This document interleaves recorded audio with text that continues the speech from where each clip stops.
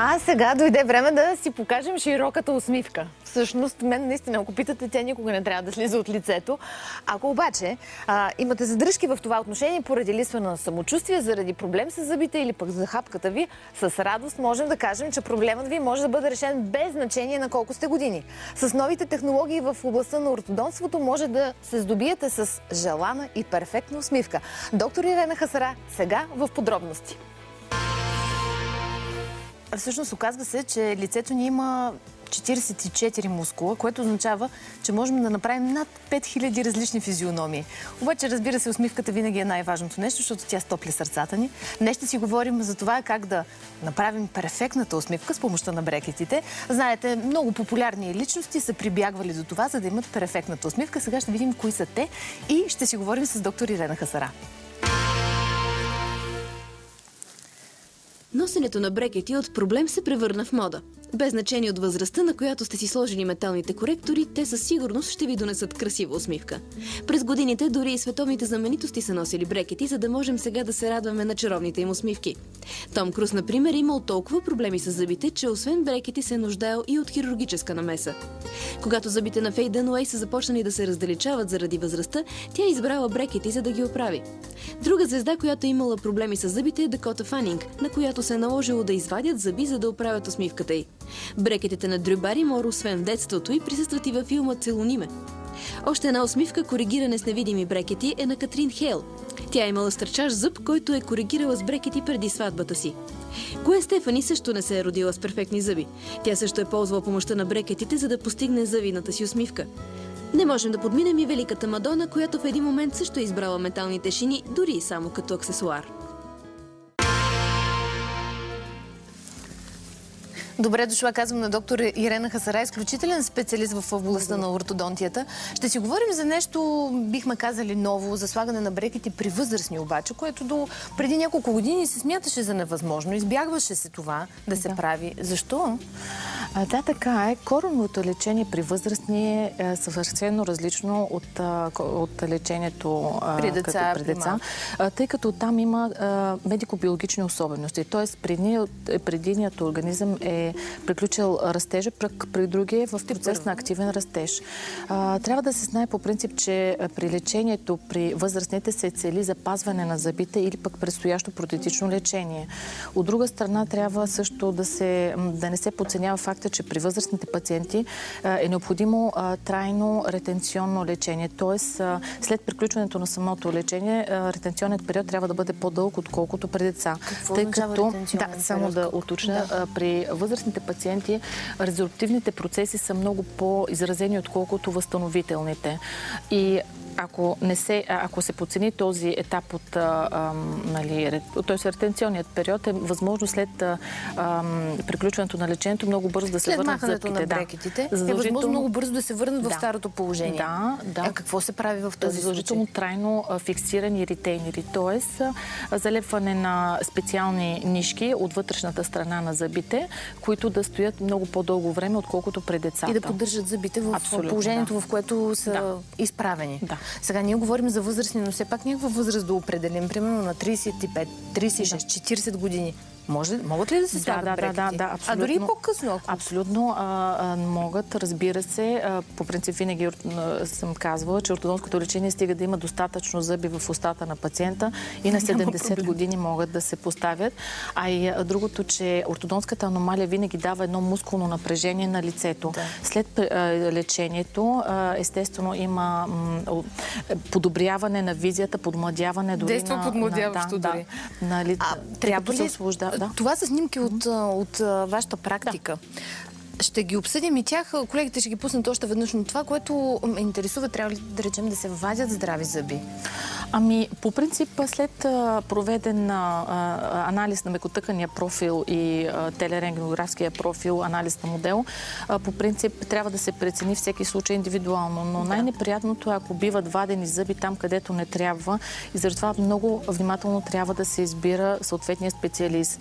И към момента това се избягва най-вероятно да се абсолютно се избягва, тъй като има и статистика вече, че при случаи, където са вадени зъби, а не е било необходимо, по-късно, в по-късен етап от възрастта, придобива самото лице към 40 години, примерно, по-старчески вид.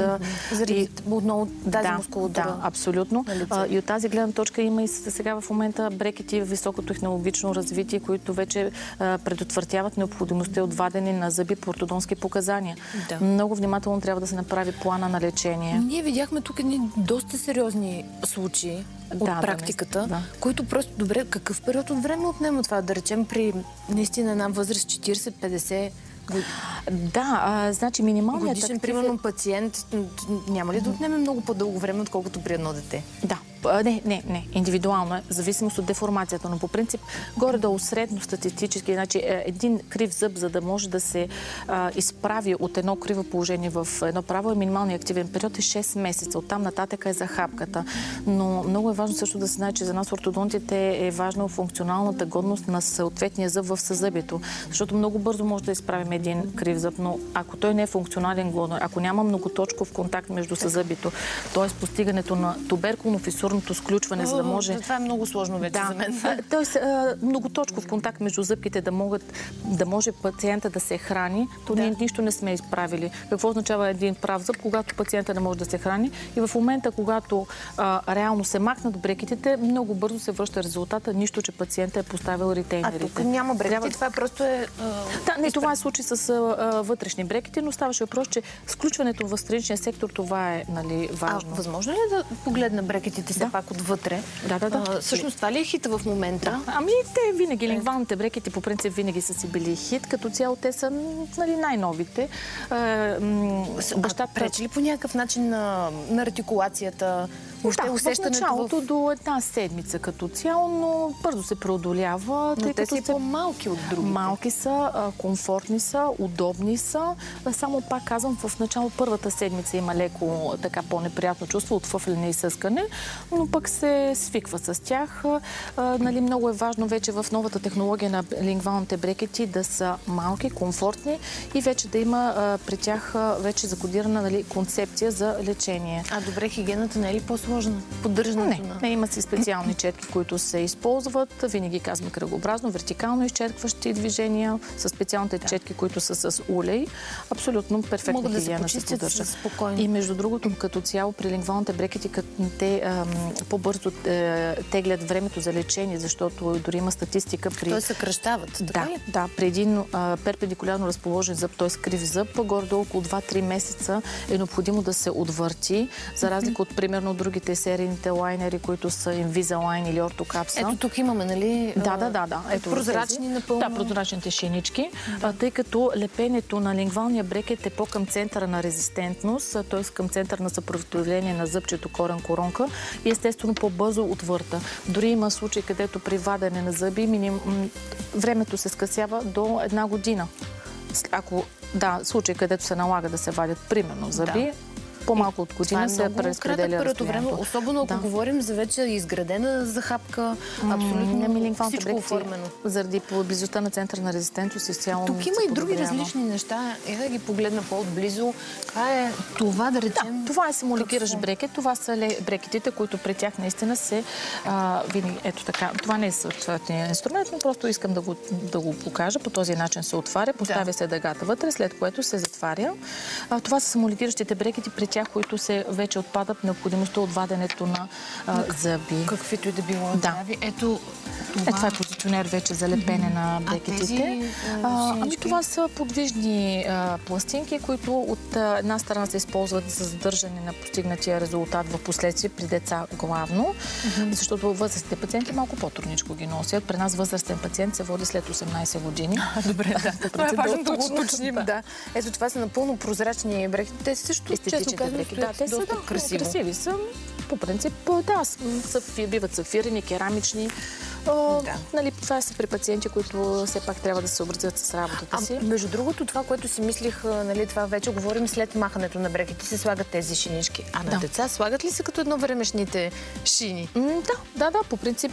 Ефективни ли са или всъщност за предпочитания за вас ортодонтите да боравите все пак с брекети? Да, брекетите са по-успеваеми, тъй като при шината е проблема, че детето не го носи 24 часа. Много деца заради фъфлянето няма няма търпението. Естествено, успеваемостта на брекетите е на 100%, защото те се лепат, действат 24 часа върху зъбната повърхност. А при децата слагат ли се ретейнери?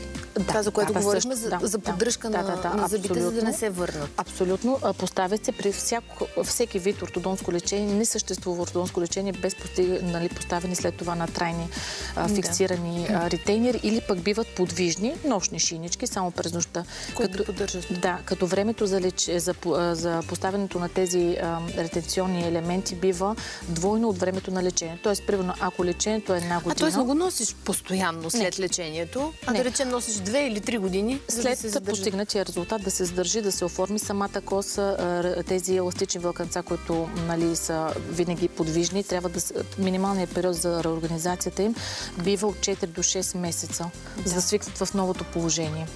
Добре, много благодаря. Беше наистина интересно, особено ето тези тук вътрешни брекети. Те останаха там на моето място. Ще даваме телефон за обратна връзка с доктор Хасара. Ако имате въпроси, разбира се, задавайте ги на нашата Фейсбук страница. Останете с нас, ние продължаваме нататък.